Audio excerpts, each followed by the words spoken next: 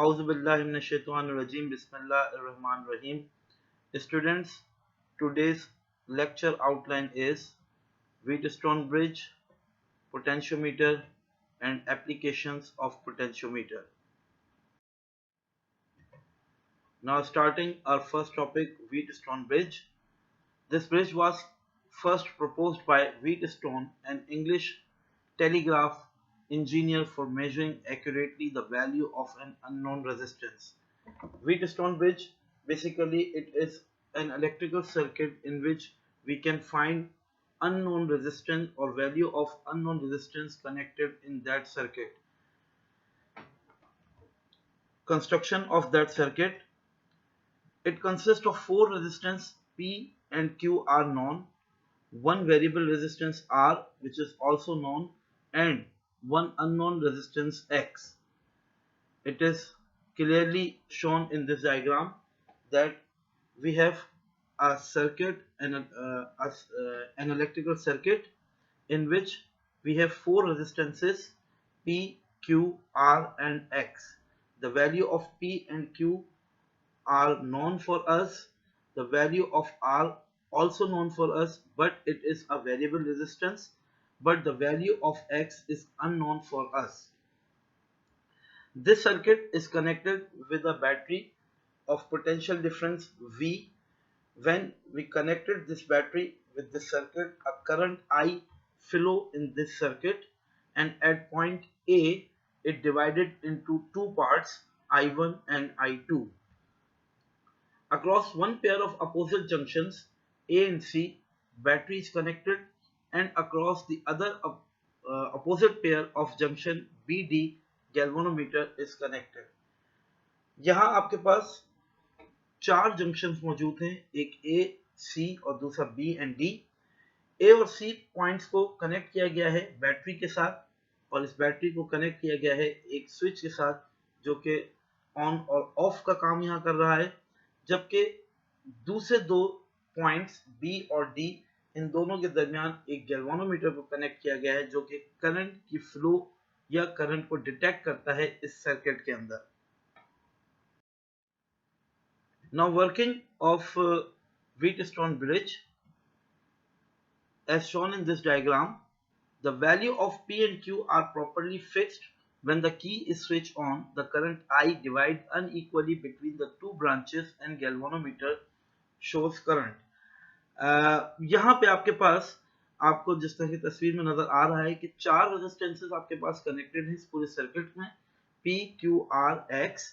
जैसे ही इस सर्किट को कनेक्ट किया जाएगा बैटरी से और स्विच को ऑन किया जाएगा तो करंट फ्लो होना शुरू हो जाएगा इस सर्किट के अंदर.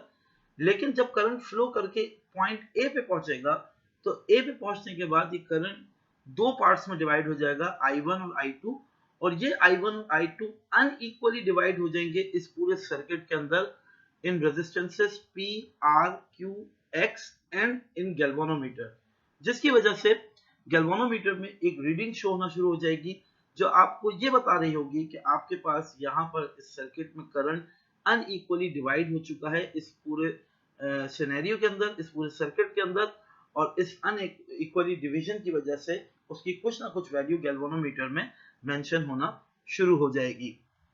The value of R is varied until the galvanometer show zero current. Under such condition, the bridge is said to be balanced. Now we know that the value of P, Q are fixed, the value of X also fixed but unknown, but the value of R is variable. We change this the value of resistance R, or we vary the value of resistance R until कि आपके पास galvanometer में zero deflection या zero value show होना शुरू हो जाए, और इस कंडीशन को आप balance condition of Wheatstone bridge का नाम देते हैं. यानी कि जो समझने वाली बात है वो ये कि आपके पास जो वेरिएबल रेजिस्टेंस है आप उसको इस तरह से एडजस्ट करते हैं कि करंट इक्वली डिवाइड हो जाए P, Q, R and X में, और करंट का कोई भी पार्ट B और D के दरमियान गैल्वानोमीटर से पास नहीं हो रहा हो. इस कंडीशन को नल पॉइंट का भी नाम दिया जाता है. The point at which bridge is balanced is called null point. Let I1 and I2 be the current through P and R respectively when the bridge is balanced. Since there is no current through galvanometer, the current in Q and X are also I1 and I2 respectively. हमें पता है कि जैसे ही current flow करके point A पे आएगा तो दो पार्ट्स में डिवाइड हो जाएगा I1 और I2 जो कि P और R रेजिस्टेंस से पास होगा, और जैसे ही इस ब्रिज को बैलेंस कंडीशन के अंदर लाया जाएगा through the variation in R, तो Q और X में भी I1 और I2 इक्वली फ्लो होना शुरू हो जाएगा. As the galvanometer read 0, point B and D are at same potential. जब आपके पास गैल्वेनोमीटर में जीरो की कंडीशन आ जाएगी तो हम कह सकते हैं कि B और D पॉइंट सेम पोटेंशियल्स के अंदर आ जाएंगे, क्योंकि हमें पता है कि करंट किसी भी सर्किट में उसी वक्त फ्लो करता है जब पोटेंशियल डिफरेंस वहां मौजूद हो, और जब पोटेंशियल डिफरेंस बी और डी के दरमियान नहीं रहेगा, यानी कि दोनों सेम पोटेंशियल्स के ऊपर लाई कर रहे होंगे, तो इस सूरत में कोई भी करंट गैल्वेनोमीटर से पास नहीं हो रहा होगा और गैल्वेनोमीटर इस वक्त जीरो रीडिंग शो करेगा. This means that the voltage drop from A to B and A to D must be equal. Also, voltage drop from B to C and D to C must be equal. Hence, for balanced bridge, the potential drop across AB must be equal to the potential drop across AD, and we get I1P is equals to I2R.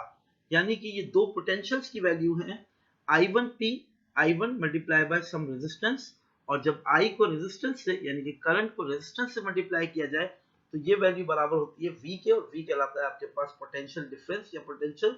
Similarly I2R means second current multiply by resistance R जो कि second voltage को show करेगा. तो इस सूरत में first voltage इन P और second voltage इन R जो कि ड्रॉप हो रहा होगा, ये दोनों वोल्टेजेस एक दूसरे के बराबर आ जाएंगे. हम इसे इक्वेशन 1 का नाम दे देते हैं. Similarly the potential drop across BC and the potential drop across DC are equal, and we get I1Q is equals to I2X, and we call this equation 2. Now dividing equation 1 by equation 2, we get P over Q is equals to R over X because I1 and I2 are cancelled with each other, and by rearranging this formula we get X is equals to QR over P, यानी कि unknown resistance equal है QR over P के. This is the principle of determining unknown resistance by Wheatstone bridge. Now next topic is about potentiometer. According to the definition, it is a null type resistance network device for measuring potential differences. Principle: the principle of action is that an unknown EMF or potential difference is measured by balancing it wholly or in part against a known potential difference. यानी कि एक ऐसी device जिसके जरिए से unknown potential difference find किया जाता है. इसका प्रिंसिपल अननोन पोटेंशियल डिफरेंस या ईएमएफ बैलेंसिंग द सिस्टम करके हम किसी भी अननोन पोटेंशियल डिफरेंस को फाइंड कर रहे होते हैं. Now construction of potentiometer. A simplest potentiometer consists of wire LM of uniform cross section area stretched along a side a scale and connected across battery of potential difference V as shown in figure. आपके पास एक wire जिसकी length L to M तक मौजूद है, जिसके साथ एक scale connected है. इस वायर का क्रॉस सेक्शनल एरिया A है और इस वायर को कनेक्ट किया गया है एक बैटरी V के साथ. A standard cell of non-EMF E1 is connected between L and terminal 1 of a two-way switch S.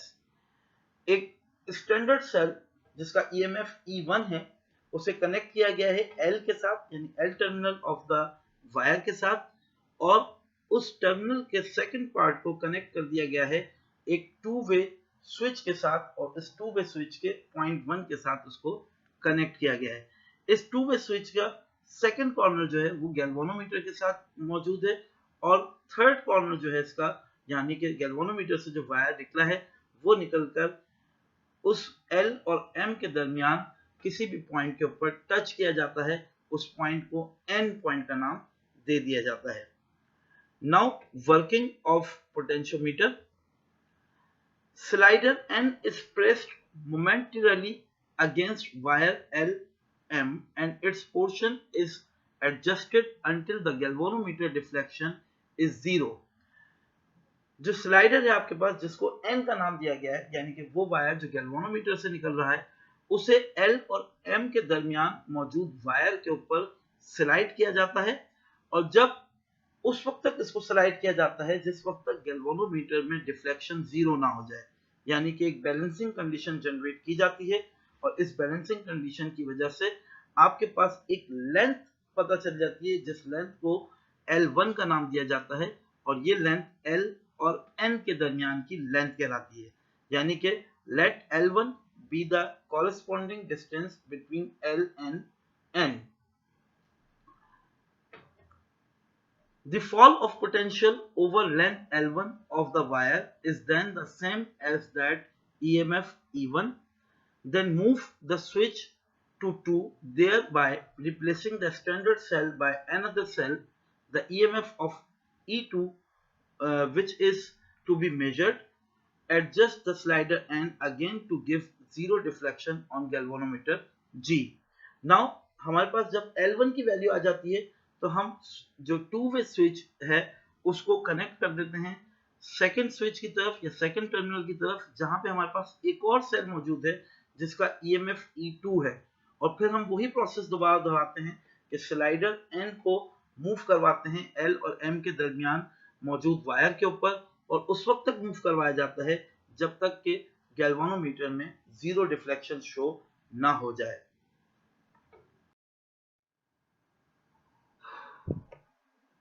If L2 be the new distance between L and N, then E2 over E1 equals to L2 over L1, and E2 is equals to L2 over L1 multiplied by E1. Applications of potentiometer: measurement of small EMF, comparison of EMF of two cells, measurement of high EMF, measurement of resistance, measurement of current, calibration of ammeter, and calibration of voltmeter. These all the applications of potentiometer in which we can use potentiometer. So student, this is end of your today's lecture. If you feel any problem, then you can ask me on my WhatsApp number and in Google Classroom. Thank you again.